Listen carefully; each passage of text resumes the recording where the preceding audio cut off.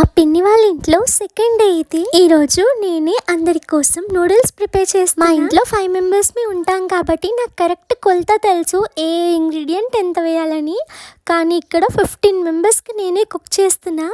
ఇంత పెద్ద రెస్పాన్సిబిలిటీ ఇచ్చారు కాబట్టి చాలా మంచిగా కుక్ చేశాను.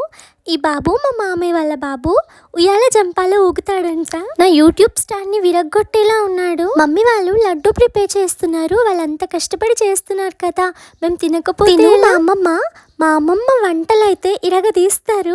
Mutton curry and also chicken curry కూడా ప్రిపేర్ చేస్తున్నారు.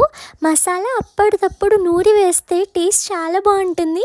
ఇంతలో మా చెల్లి కూడా వచ్చిందండి. వస్తూ నా కోసం స్వీట్స్ కూడా తీసుకొచ్చింది. ఎగ్స్ కావాలని మా పిన్ని నన్ను బయటికి షాప్కి వెళ్ళమంటే నాతో పాటు ఒక చిన్నపాటి గ్యాంగ్ వచ్చేసింది.